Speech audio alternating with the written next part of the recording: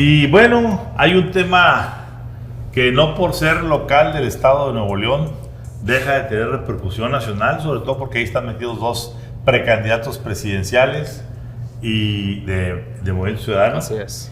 Sino por la dinámica que tenemos que meterle lupa porque están pasando cosas muy curiosas. Y me refiero a esto que hemos titulado hoy Liderazgos Babies. ¿Por qué Liderazgos Babies? Tenemos aquí a tres políticos de nueva camada que por primera vez incursionan en la política ya en el terreno del Poder Ejecutivo, que son Samuel García, Así es. Luis Donaldo, gobernador de Nuevo León, Luis Donaldo Colosio, alcalde de Monterrey, y Patricio Lozano, alcalde de Pesquería, el municipio que más boom tiene después de Apodaca en Nuevo León, con Así todas es. las empresas como Ternium, como Kia, ahí viene Hyundai. Y bueno, hemos tenido tres situaciones muy peculiares con estos tres personajes que tienen 37, 34 y 24 años de edad, que es así, todo el mundo está diciendo, sabrán lo que están haciendo. Y comencemos, Rodrigo, por el caso de Samuel García y su situación peculiar con este entuerto que se le ha hecho en el caso de la selección que viene en camino del nuevo fiscal independiente de Nuevo León. A ver, la renuncia de Gustavo Adolfo Guerrero a la Fiscalía General de Justicia de Nuevo León provocó un caos político. Un caos político porque siempre se ha mencionado que el candidato del PRI y del PAN que controlan el Congreso, que tienen la mayoría del Congreso, votado legítimamente en las urnas, el candidato de ellos es Adrián de la Garza, quien fue candidato del PRI a la gobernatura de Nuevo León, fue procurador ya del estado en la administración de Rodrigo Medina y fue alcalde de Monterrey.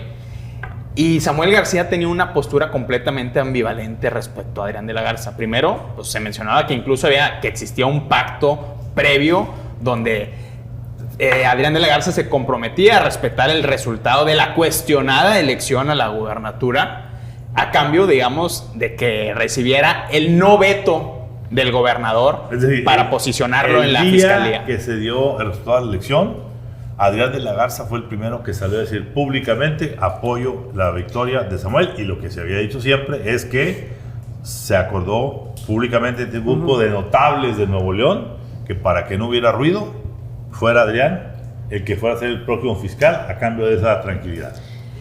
Y venía de por medio también el voto del PRI y del PAN a favor de la constitución, de la nueva constitución del gobernador. Es decir, era un pacto ya completamente sellado. Ustedes, a ver, para que la gente entienda, el gobernador de MC, pero el Congreso PRI-PAN. PRI-PAN. Y ese PRI-PAN tenía que votar el sí a la constitución de Samuel García, la nueva, y a cambio de ese fast track, Samuel se comprometía a sacar adelante ya la fiscalía en favor de Adrián de la Garza. Y de pronto aquello tronó y dijo, no quiero saber nada de Adrián de la Garza. Así. Y lo grave no es estar en contra de un candidato, porque eso se resuelve en la arena política, que es en el Congreso, donde se tiene que llevar a cabo un procedimiento, donde una comisión especial de más de 60 inscritos en el proceso para el nuevo fiscal, ellos escogen una terna de 4 y el gobernador tiene derecho a vetar a una persona, y entonces ya el Congreso designa quién va a ser el nuevo fiscal. El problema viene cuando Samuel García, desconociendo y anticipando que va a vetar a Adrián de la Garza, utiliza recursos que están fuera de las reglas del juego. Recursos como presionar a los alcaldes del PRI y del PAN, congelando recursos esenciales para la operación, incluida operación de seguridad. Temas como investigaciones a modo diseñadas por uno de los inscritos en el proceso, por el favorito para ser el nuevo fiscal, que es Carlos Mendoza Cano, que es el titular de la Procuraduría Fiscal de la Secretaría del Tesoro de Nuevo León. Empleado del papá de Samuel. Empleado del papá de Samuel en el despacho fiscal, es decir. Y temas también, pues como las siempre amenazas veladas del gobernador al grupo del PRI y el PAN, al grado de que días después de que el gobernador Samuel García se reúne con Luis Crescencio Sandoval en la Ciudad de México y tiene comunicación con Adán Augusto López, secretario de Gobernación, se anuncia mágicamente el inicio de carpetas de investigación contra los quienes podrían ser los principales dos líderes de oposición en el estado, que son Seferino Salgado del PAN y Francisco Cienfuegos del PRI. Entonces, este conflicto donde Samuel García no tiene elementos legítimos dentro del Congreso para detener este proceso, está buscando acusaciones extrajudiciales y retenciones financieras extrajudiciales también. Creo que es una cuestión que se politiza, la cuestión del nuevo fiscal, porque tenemos que recordar por qué el fiscal renuncia. El caso de Devani Escobar. Y ese caso es un caso que está mermado, está truqueado por todos lados, turbulento. Entonces ahorita el nuevo fiscal debe ser alguien que hable con la verdad. Y vuelvo a lo que estaba diciendo. Se está politizando un asunto en donde el ciudadano queda desnudo ante la verdad de casos como el de Devani. A ver, yo os iba a aclarar. Sí, esa es la verdad que quieren desde el gobierno vender de por qué se fue Gustavo Adolfo. La verdad es que desde el gobierno le querían obligar al fiscal a actuar en 2, 3 casos que podían afectar al gobernador y a su familia. Manchando las verdades. Sí, pero no tiene que ver con Devani. Tenía que ver con otras cosas que como Gustavo Adolfo no se prestó a eso, entró en franca confrontación con el gobernador, quien como no le era confiable ya, el gobernador tiene un problema de origen, ¿sí? Siente que por ser gobernador todos le deben obediencia. No entiende la parte democrática de que hay un ejecutivo, un legislativo y un judicial. Al señor puede no gustarle, al señor gobernador puede no gustarle la forma en cómo se elija al gobernador. No le gusta que meta una iniciativa al Congreso para que cambien reglas del juego. Sí. Pues las reglas que están hoy, sean PRI, PAN, PRD, MC o lo que sea, el Congreso tiene el derecho a poner el fiscal. Y prerrogativa del señor gobernador es vetar a uno. Si hay 4 candidatos y sale Adrián de la Garza por delante, le va a decir el Congreso al gobernador, es Adrián de la Garza. El gobernador va a decir, no lo quiero. Quedan 3. Y esos 3 resulta que también son priistas y panistas. Y de ahí va a salir. Así es. Y va a seguir siendo priista o panista. Y ya no hay forma de que el gobernador lo vete. Y no hay forma de que el gobernador meta en la terna o en los 4, el cuarteto, a un favorito de él, porque no le va a aceptar eso el Congreso. Entonces, estamos en un entrampamiento porque el gobernador no entiende el concepto de fiscal independiente y las reglas del juego para elegirlo, ¿sí? Pero Ramón, es revelador que diga cómo se atreven a ponerme a quien fue mi rival en la gobernatura, el que se metió con mi familia. A ver, eso es una declaración de decir, el Estado soy yo. A ver, de y ego, eso, ojo, hay que checar, tiene una consecuencia en derechos humanos. Claro. Porque es un señalamiento político sobre los derechos políticos de un ciudadano, sea Adrián de la Garza o quien sea, porque el gobernador no puede estigmatizar a alguien que, si hay una acusación, Difamar. meta la acusación. Desde el gobierno estatal se operó para que no se le entregara la carta de no antecedentes penales a todos los candidatos que no estaban palomeados por el gobernador. Eso ya es una discriminación ilegal. Peor aún, Rodrigo. El día que un funcionario del gobierno del Estado estaba públicamente en el Congreso diciendo que los disculparan porque se había descompuesto el asunto para hacer las famosas cartas, ese mismo día, con fecha de ese día, llegaban 5 aspirantes con cartas fechadas ese día. Así es. Firmadas en el gobierno. Entre ellos Carlos Mendoza. Exactamente. Es decir, a mis amiguitos, sí, a los adversarios, ¿no? ¿Qué ibas a decir? Creo que el gobernador llega con esta bandera de no operar con la vieja política. Más temprano que tarde se dio cuenta que los discursos en campaña están muy bien y que él es el gobernador y que hay otros elementos y que si tú no llegas, sí, con el voto popular, pero no tienes el Congreso a tu favor y tienes que operar y negociar con otras fuerzas políticas, se empezó a dar cuenta que no podía gobernar si no lo hacía, ¿sí? Entonces, creo que el gobernador se está enterando muy tarde. Bienvenido a la democracia, señor que gobernador. El realpolitik no es solamente ganar en las urnas, ¿sí? Es operar. Ahora, queda claro, aquí creo que le está saliendo el tiro por la culata al gobernador en el caso de Adrián de la Garza específico. Hoy Adrián de la Garza se está convirtiendo en el titular de muchos medios y muchas columnas políticas. Y se le está recordando, 1, por ser la víctima del gobernador, y 2, porque Adrián de la Garza, y aquí se sabe en el Estado hoy está en un franco crisis de seguridad con ejecuciones y con muchos temas pendientes en cuestión a investigaciones y demás. Y hoy están volteando a ver y dicen, necesitamos a un perfil como Adrián de la Garza. Claro. ¿Quién iba a decir propositivo en la conversación? que el rival del gobernador hoy iba a ser? ¿Por qué no lo consideran? A ver, una parte importante. Veamos esto.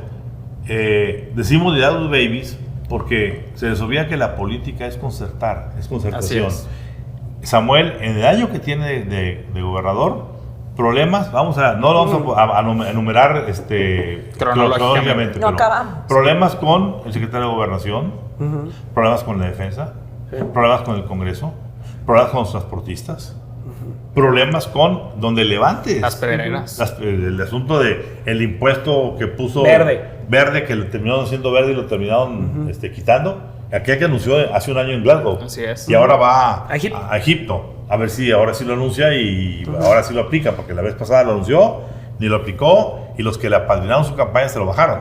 Sí. Pero, donde tú levantes alcaldes, a ver, no olvidemos, el gobernador terminó comprando burdamente diputados y alcaldes para hacerlos emesistas comprados, con lana, con dinero. Aquí fue denunciado el Código Magenta. Entonces, ¿de qué gobierno estamos hablando? De un gobernador que quiere que todo se haga a su manera. Así es. ¿Es otro López Obrador? Sí. A ver, y hablando de la fiscalía desde el entorno del gobernador, se dice, es que Adrián de la Garza no es independiente de los partidos políticos. La primera independencia es respecto del poder ejecutivo. Esa es la primera. Eso es lo que dice el espíritu de la ley. Tiene que ser independiente del poder ejecutivo. Y el problema es que el gobernador o el entorno del gobernador no está presentando un perfil que rivalice con Adrián de la Garza, que contraste, que ya sabes que este perfil cumple con todas las credenciales. Este es un perfil adecuado que no solo tiene independencia del poder ejecutivo, sino que tiene la competencia. Un tema es la independencia y otro es la competencia. Además de Adrián de la Garza, ¿a quién se ha propuesto que tenga la capacidad o la experiencia para manejar una procuraduría en esta coyuntura que existe en este momento? No olvidemos que en este estado, históricamente, hay un despacho que ha estado controlando la Procuraduría y la Fiscalía. Y ese despacho siente que si vienen ciertos elementos, se le va a escapar la influencia que tiene para sus casos. Y en ese contexto, pues no quieren que se les vaya. Y es un despacho que lo hemos dicho aquí, Ramón, con demasiada ascendencia e influencia en las decisiones que toma el gobernador en este momento. Pues, absolutamente. Y la última en ese sentido, que jueves se juntaron en un restaurante conocido aquí en Monterrey, pues 15 alcaldes para decir que el gobernador estaba abiertamente chantajeando al no darles a tiempo sus recursos para pagar, ya no digas obra pública, salarios incluso de policías. Señores, el chantaje no es la forma para hacer política, y lo dio al siguiente caso, el caso de Monterrey con Colosio y el asunto del desarrollo urbano. ¿Qué pasó ahí? Se trajo una persona de México, Laura Ballesteros. Laura quiso poner orden en el asunto, empezaron a sentir los pasos, en 3 meses iban a poner todo al corriente, entró agua y drenaje, se hicieron una mafia entre varios personajes, incluyendo el holandés, Mario Ibarra, y entró en esto la secretaria del Ayuntamiento, Ana Lucía Riojas, también venida de la Ciudad de México, y la resultante final de todo esto, ¿cuál ha sido? Hay miles de millones de dólares atorados de inversión. 1.600 millones de dólares paralizados de construcción en Monterrey, porque hay más de 3,000 permisos que no se han autorizado en el último año. ¿Por qué? Por una disputa interna entre quien quería poner orden y una mafia que, oh curiosidad, también tiene relaciones con esos despachos y con esos grupos de poder que en el lado del gobierno del estado quieren también apoderarse de lo que pasa en Monterrey. Claro. Y en ese contexto, lo que terminó por pasar es que inevitablemente Laura Ballesteros terminó poniendo su renuncia porque dice, no voy a prestar mi carrera para que yo sea un parapeto en donde una mafia sea la que termina por hacer negocios particulares con los permisos del agua, porque ahorita como están tan escasos, pues pásele usted la báscula y cuánto le cobramos, señor desarrollador. Sí, A ver, Ramón, ¿cuál es el contexto de esta situación? Que un subordinado de Laura Ballesteros, el famoso holandés, se le asigna una camioneta blindada y una escolta. ¿Por qué un funcionario municipal de tercer nivel, un inspector regulatorio, tiene asignada una camioneta blindada aprobada por el Cabildo? qué Claro. está pasando en el sector inmobiliario del municipio de Monterrey. ¿Y qué tiene que ver en todo esto? El director de drenaje de Monterrey, Juan Ignacio Barragán. Juan Ignacio Barragán, que es del Estado, entrando a operar directamente ya todos los permisos de Monterrey y diciendo que todos los edificios que había autorizados de manera vertical para hacer del centro de Monterrey un nuevo centro vertical, porque ya no hay tierra en Monterrey, en el Así municipio es. de Monterrey, para crecer, quedan suspendidos y no habrá edificios de más de 4 pisos en la zona de Monterrey. Sería No, bueno que esto fuera una no discusión creo. técnica, pero no lo es. No es un técnico, asunto político. técnico, es un asunto Y político económica.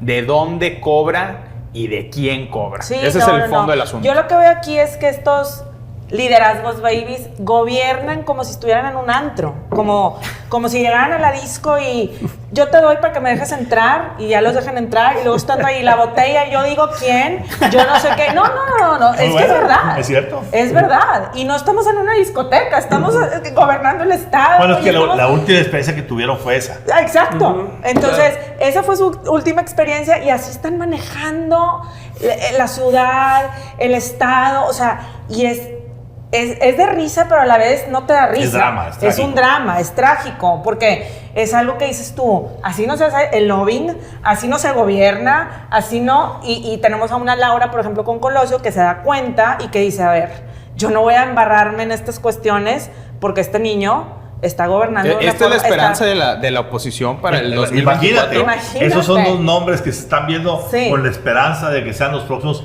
presidentes No, de no, México, no. Alejandro. Pues yo lo vería en un sentido del saber cómo gobernar. Estamos viendo que estos liderazgos se enfrentan a poderes fácticos muy importantes.